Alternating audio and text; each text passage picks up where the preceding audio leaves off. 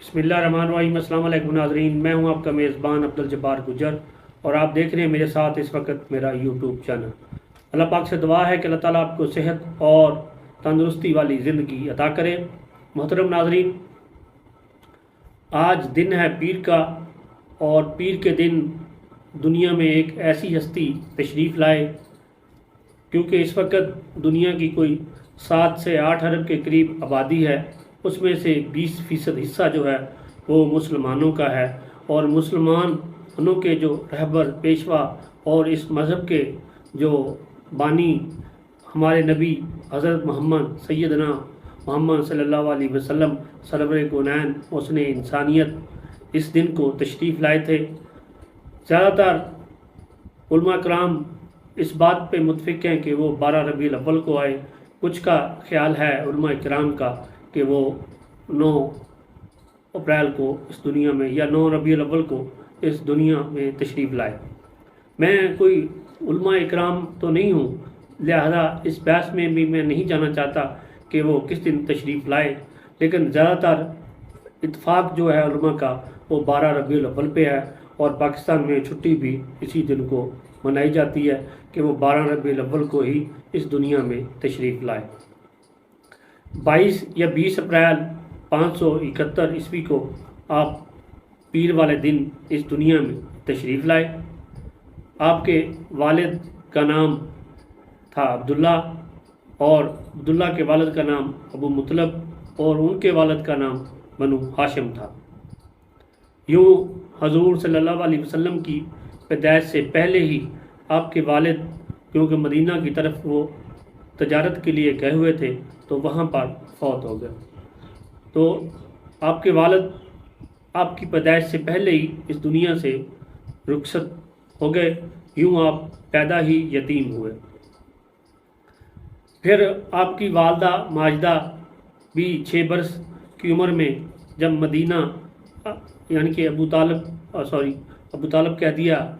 عبداللہ کی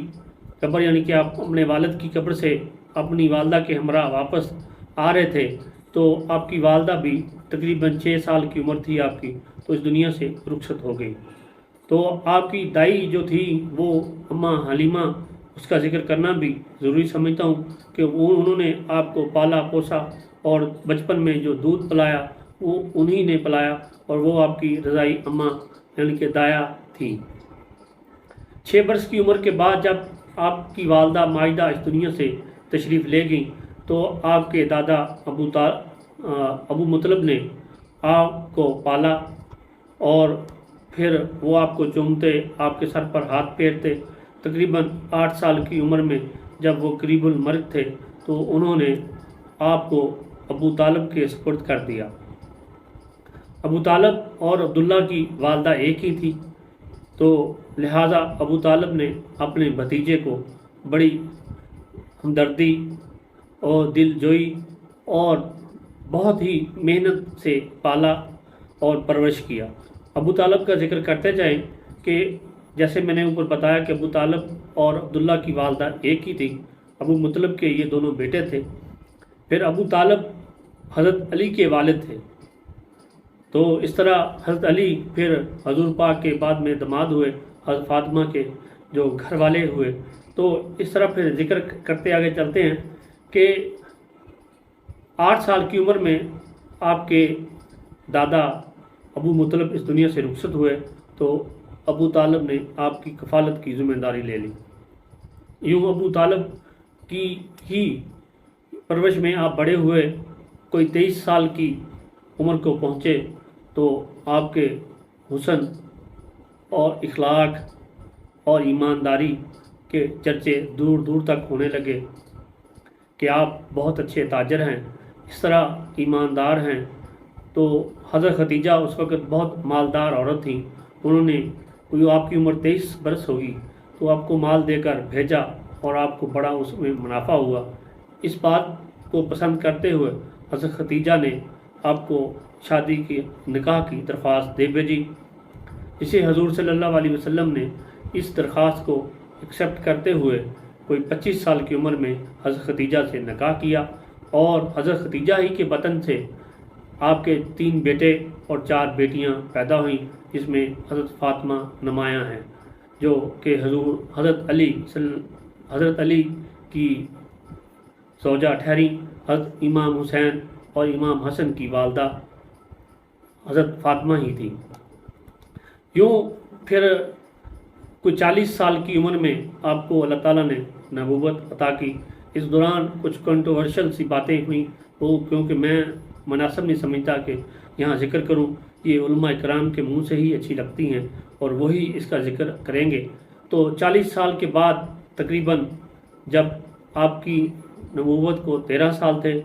اور آپ کی زندگی کو 53 سال ہو گئے تھے، تو اس سال پہلے ابو طالب اس دنیا سے رخصت ہو گئے، جس کا آپ کو بہت ہی دکھ تھا، کیونکہ باپ بن کر پالا تھا اور بہت ہی شفیق ایک رفیق آپ کے اس دنیا سے رخصت ہوئے، تو آپ غم سے نہ ڈھال تھے۔ اور اسی سال ہی کچھ چند ماہ بعد حضرت خدیجہ اس دنیا سے رخصت ہو گئی۔ حضرت خدیجہ کے رخصت ہونے کے بعد اب مزید غمگین ہو گئے،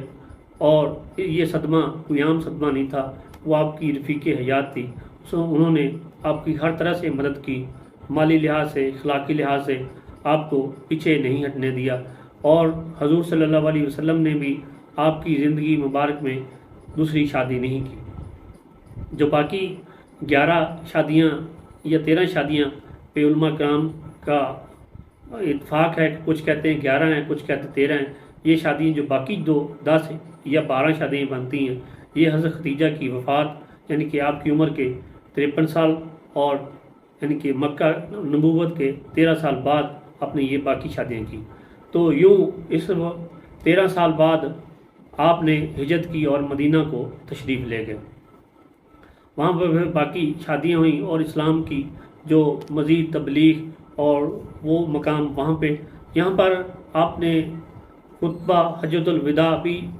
آخری سالوں میں ادا کیا، اور بہت سی فتوحات ہوئیں، اس میں غزوات ہوئے، وہ میں ذکر یہاں پر نہیں کرتا کیونکہ میں کوئی عالم دین نہیں ہوں،